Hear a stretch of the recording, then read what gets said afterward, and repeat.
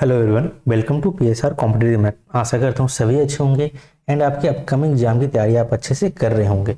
आज हम डिस्कस करने वाले हैं काफ़ी कॉमन टॉपिक कि ये मॉक्स में स्कोर को कैसे इंप्रूव करें, मॉक्स में स्कोर कम क्यों हो जाते हैं, क्या मेजर रीजंस होते हैं हमारे डाउनफॉल के मॉक्स में, उन सारी चीज़ों पर डिस्कस करेंगे। और आपको पता है अभी कुछ समय पहले नोटिस आया था कि एग्जाम को पोस्टपोन कर दिया गया ड्यू टू जनरल इलेक्शंस। आपको पता है CHSL, CPO और ये सभी के एग्जाम जो अभी पोस्टपोन कर दी गई है, फेज 11 इंक्लूडिंग फेज 12 एक्चुअली सभी को पोस्टपोन कर दी गई है। ठीक है, इस पर मैं बाद में बात करूंगा। पहले हम लोग जो मेन मुद्दे है उसे बात करेंगे कि स्कोर हमारे घटते बढ़ते क्यों रहते हैं, या फिर बढ़ क्यों नहीं रहे, या फिर घट क्यों नहीं रहे। घट तो जाते ही है ऑब्वियसली, लेकिन बढ़ते क्यों नहीं है। ठीक है, देखिए जनरली दो तरीके से स्कोर हमारे घट जाते हैं।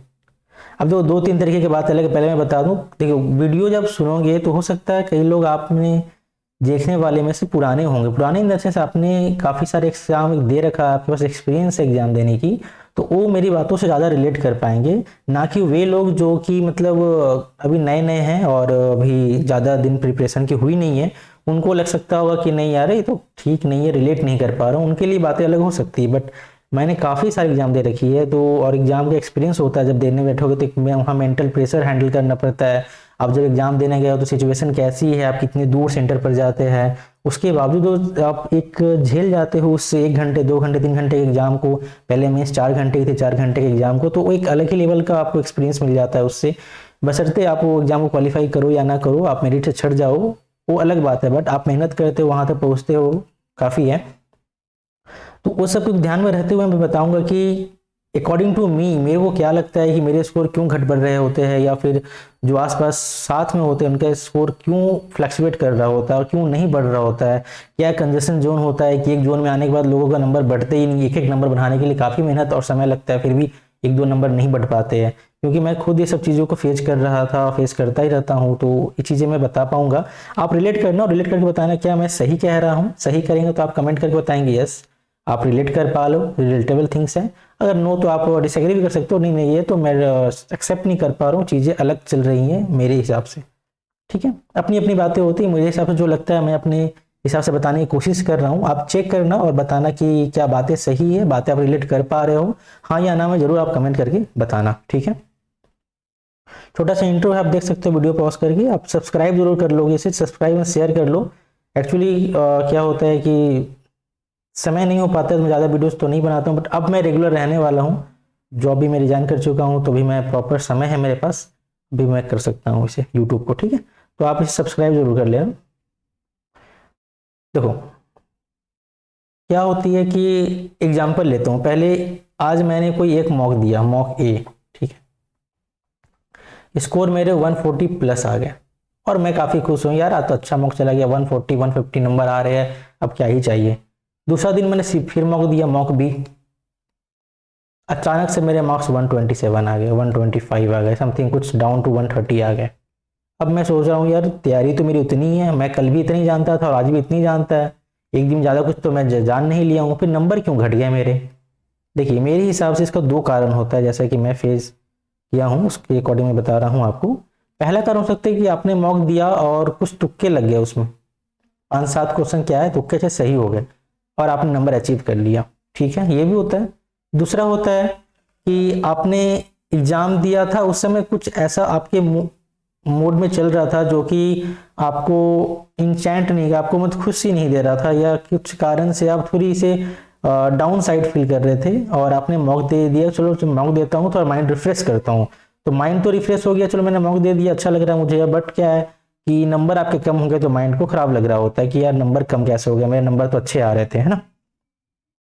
तो दूसरा साइड में ये मूड डिपेंडेंट जो होता है, ये आपके सर्कमस्टेंसेस उस समय सही नहीं रहे होंगे, या आपका पूरा प्रिपेयर नहीं थे आप मॉक देने के लिए, बट आप दे दिए मॉक, तो इस कंडीशन में अगर आपके नंबर कम हुए तो कोई मैटर की बात नहीं है, फिर से अचीव कर लोगे, इसे कोई दिक्कत की बात नहीं है। ठीक है, देखो दिक्कत फर्स्ट वाले कंडीशन की है कि कुछ तुक्के सही हो गए या फिर कुछ लक चली गया, ऐसा कुछ सिस्टम है, तो इसमें अगर नंबर ज्यादा आ गया फिर नंबर कम आएगा तो इसे बढ़ाना काफी मुश्किल हो जाता है। ठीक है, और मैं फिर एक दूसरी प्रॉब्लम, जो मेन प्रॉब्लम है, मैंने जो तैयारी स्टार्ट की तो मैंने फेस किया था कि यार 110 और सम अराउंड 120 प्लस अराउंड, पहुंचना थोड़ा आसान सा होता है as compare to 120 plus, 130 plus, 150 plus, 160 plus. ये सब पहुंचने थोड़ी मुश्किल होती जाती है जैसे जैसे आप सीढ़ियों को आगे की तरफ बढ़ोगे, मतलब नंबर्स में इस तरफ बढ़ते चलोगे, ठीक है। और मैंने तो काफ़ी देखा है कि जो भी मेरे साथ प्रिपेयर कर रहे होते थे कि आप देखोगे कि ये जो जोन है ना, ये 120 और 130 भी इंक्लूड आप कर सकते हो, कभी पेपर इजी रहा तो ये मोस्ट पॉपुलेटेड जोन है। यहाँ पे मतलब 95% लोग तो इधर ही होते हैं, बाकी की 5% लोग इसके आगे होते हैं, 5-7% लोग इसके आगे होते हैं, बाकी तो लोग यहीं फंसे होते हैं। अधिक से अधिक लोग ना ये 130 के नीचे ही होते हैं। आप पता कर लेना किसी से, किसी जो मॉक दे रहे हैं, और मॉक नहीं तो रियल एग्जाम की मैं बात करूँ तो वो सब में भी आप पता कर लेना, ठीक है। आप जिसकी भी बात करो, सीएचएसएल का पैटर्न सेम है, आप सीजीएल के पैटर्न सेम है, दोनों पैटर्न तो सेम ही होता है। और बाकी सीपीओ उसमें क्वेश्चंस की, जीडीएस में क्वेश्चंस की वेरिएशन अलग अलग होती है, बट जनरली आप देखोगे तो उसको परसेंटेज में कैलकुलेट कर लोगे तो रेंज यही कहीं ना कहीं आके खड़ा हो जाता है कि ये हो गया कंजेशन पीरियड, इसमें समस्या उत्पन्न हो जाती है, ठीक है। तो चलो इस पे बात करने से पहले मैं अभी एक एग्जाम्पल लेकर चलता हूँ। मैं एक रिसेंट एग्जाम हुआ था, मैं उसका एग्जाम्पल ले लेता हूँ। अभी एग्जाम में मॉली बोर्ड की टेस्ट में की बात करता हूँ, ठीक है। ये देखो, ये आपकी 7 अप्रैल वाली टेस्ट है, ठीक है। इंग्लिश रीजनिंग में आपकी 24 सही, एक रॉन्ग हो गई। जीके की तो बात मैं करता नहीं हूँ। क्वांट की 24 सही, एक गलत हो गई। और इंग्लिश में 23 सही, एक गलत हो गई। इसमें भी ठीक ठाक है, 6 गलत है, आप क्या कर सकते हैं इसको, तो ये अलग बात है। देखो स्कोर तो इतनी आपको दिख रही होगी, आपको लगे चले तो स्कोर तो बहुत बढ़िया है। हाँ बढ़िया है, वास्तव में बढ़िया है, आप इससे आप सिलेक्शन तक पहुंच सकते हो, कोई दिक्कत की बात नहीं है। बट जब आप कंपेयर करो कि आप खड़े कहाँ पर हो, क्या आपसे आगे भी कोई लोग हैं, अगर आप लाइन में लगे हो तो आप लाइन में कहाँ हो, आप लाइन में यहाँ हो, यहाँ हो, यहाँ हो, या एकदम कहीं इधर पीछे खड़े हो, ठीक है। ये सब चीज़ें देखनी पड़ती है। आप अच्छे हो सकता है ये स्कोर आ गई होगी, हो सकता है पेपर ही ईजी हो, ये भी हो सकता है, या फिर हो सकता है कि चलो ठीक है आपने मेहनत किया होगा, ठीक है। तो ये कुछ क्वेश्चंस मेरे गलत हो गए थे। अब देखो गलती में भी किस तरीके की गलती होती है, नंबर घटने बढ़ने की बात चल रही है ना, मैं बता रहा हूँ नंबर कैसे घटती बढ़ती है। देखो जैसे कि मैं दिखाऊं, इंग्लिश की जो 2 गलती है ना, इंग्लिश की पहली गलती मेरी एक ये थी। अब बताओ ये एक्टिव पैसिव क्वेश्चन थी, कोई भी इसे कर ले जाएगा। मैंने क्या किया, मैं थोड़ा सा कंफ्यूज कर रहा था यहाँ पर, और मैं गलती से ये टिक कर दिया ये टिक करने की जगह, तो इससे मेरे सीधा 2.5 नंबर कट गए। 2 नंबर तो इसको मिलते प्लस 0.5 नंबर नेगेटिव हो गया। समझ रहे बात को, कितनी एफेक्ट करती है 2.5 नंबर। फिर देखो अब ये क्वेश्चन था, this amount of money is enough for my survival in that country. Sentence सही है ये, बट नो इधर लोग कम मार्क करते हैं, और मैंने भी सेम गलती करी। मैंने भी इसमें द अमाउंट ऑफ मनी, मुझे लगा यहाँ दा हो सकता है, तो कुछ कंफ्यूजन से मैंने ये टिक कर दिया, ठीक है, गलती हो गई। यहाँ भी 2.5 चले गए। तो आप देखो इंग्लिश की केवल 2 क्वेश्चन गलत होने से मुझे 5 नंबर का टोटल लॉस हो गया। देख रहे हो आप। नेक्स्ट देखो, अब ये क्वेश्चन कितना ही आसान था, मैंने इसको सॉल्व करवा के यूट्यूब डाल भी दिया था, क्वेश्चंस मैथ के सॉल्यूशंस एग्जाम होने के बाद, ऑलिव बोर्ड वाले के लाइव सॉल्यूशन, ठीक है। मैं डाल रहा हूँ वीकली, आप चेक करना, वीकली जो टेस्ट होती है ऑलिव की, मैं उसको सॉल्यूशन डाल देता हूँ मैथ वाले के, ठीक है। अगर रीजनिंग की चाहिए हो तो मैं उसे भी अपलोड करने की कोशिश करूंगा। आसान सी क्वेश्चन थी। देखो 28 सेकंड, 42 सेकंड, 14 सेकंड और 56 सेकंड में कोई बेल बजती है। इसका एलसीएम 168 आ रहा था, मैंने ये भी निकाला। फर्स्ट टाइम ये बजी थी 8:50 में, एनएस टाइम ये बजी थी 11:10 में। टाइम डिफरेंस निकाला तो 220 मिनट आ गए थे, ठीक है, जिसका मतलब 8400 सेकेंड आया था। मैंने ये भी सही किया था। 168 से मैंने डिवाइड भी सही दिया था, डिवाइड करने पे ये 5 बार में कट जा रही थी, मैंने 50 बार में मैंने ये भी सही किया था। अब ये क्वेश्चन पूछा क्या था, मैं ये ध्यान नहीं दिया। इसमें बोला the value of N, N तो ठीक है, बट ध्यान देने वाली बात यहाँ पर ये थी, मैंने गलती की कि यहाँ पे लिखा हुआ था कि जो पहली बार ये बजा था बेल, सभी बेल जो बजे थे पहली बार, ये बजे थे फर्स्ट टाइम 8:50 में। तो 8:50 में जो बजी थी इसको फर्स्ट टाइम इसने पहले मान लिया है। मतलब देखो 8:50 में जो बेल बजी थी इसको इसने फर्स्ट मान लिया है, और उसके बाद ऐसे ऐसे बजते जा रही थी, फिर 11:10 में एक बेल बजी होगी, इसको एनथ माना था, मतलब इसको सेकेंड, थर्ड, फोर्थ, फिफ्थ ऐसे करके माना था। तो एनथ की जो वैल्यू आई मेरी यहाँ से आई थी, यहाँ से ये मेरी 50 वैल्यू आई थी, ठीक है। और ये एक उसमें ऐड करना बाकी रह गया था, टोटल 51 होना चाहिए था, मैंने 51 की जगह 50 कर दिया, और ये क्वेश्चन मेरी गलत हो गई, ठीक है। इसी प्रकार आप देखो रीजनिंग के क्वेश्चन, आसान से क्वेश्चन मैंने गलत कर दिया। आप डिफरेंस देखेंगे तो ए बी सी एक छोड़ के यहाँ पे है, एक ऐड किया गया है, ठीक है। और यहाँ पे एक ऐड किया, यहाँ पे देखो M N O P 2 add किया गया है, P Q R S T U V W 2 add किया गया है। यहाँ भी देखोगे तो 7 3 10, मतलब यहाँ भी 2 ऐड, 2 का डिफरेंस एक्चुअली। तो मैंने पता नहीं क्या सोच के ये टिक कर दिया और ये मेरे गलत हो गया, जबकि यहाँ पे 1 का डिफरेंस साफ साफ दिख रहा था। यहाँ पे 2.5 नंबर फालतू चली गई, मतलब कुल मिला के 10 नंबर जो गया है मेरे एकदम सिली मिस्टेक के कारण गया। आप देखो यहाँ पर अगर टोटल 169 है, अगर 10 नंबर मैं ले आ पाता तो 179 काफी अच्छा स्कोर हो जाता, लेकिन छोटी सी मिस्टेक के कारण कितनी नुकसान हो जाती है चीजें, ये आपको समझनी पड़ेगी। तो जब भी आप क्या है ना मॉक दो तो देखो आप गलतियां से सीखो कि दोस्तों क्या सीखने की बात है, अब उस पर डिस्कस कर लेते हैं ना। टॉपिक तो हमारा तो यही है, बेटर स्कोर कैसे करें। पहली बात, आप जब भी मॉक दो तो प्रिपेयर होके दो, लाइक एग्जाम मोड। आप सोचो कि मॉक नहीं है, एग्जाम ही है, मुझे एग्जाम ही देना है। एनवायरनमेंट बनाओ, शांति बनाओ, घर वाले या कुछ है बैचमेट या फिर आपके सगे संबंधी, या मतलब आप किसी के घर पे रहते हो कि बाहर की तैयारी करो, दोस्त है चाहे पार्टी, या बोलो नहीं यार मेरे टेस्ट है, मेरा एग्जाम चल रहा है, मुझे 1 घंटे का या 1.5 घंटे की शांति चाहिए, जिसने एग्जाम है उसके हिसाब से। सेकेंड नंबर, आप प्रॉपर वो जो A4 वाली सीट होती है उसे लेकर बैठो, जिससे कि यार आपको, और एक पेन में सजेस्ट करूंगा जो बॉल पेन आपको मिलता है वही लेकर बैठो, क्योंकि हैबिट बनी रहती है, ठीक है। और ऐसा नहीं कि आप कॉपी वॉपी लेके बैठ गए हो, कॉपी लेके बैठो ठीक है, आप नबी नहीं या बच्चे नहीं हो, बट मेरे सजेशन ये है कि आप ऐसा कर सकते हो, ये इससे काफ़ी इंप्रूवमेंट देखने को मिलती है।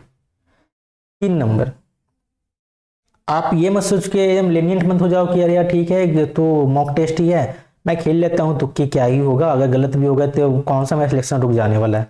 ये ब्लंडर है, ये तो कभी भी नहीं करनी। आप समझो कि ये रियल है, ये रील नहीं चल रहा है, रियल लाइफ से निकलो, रियल लाइफ में हो, ये रियल है, मुझे यही करनी है।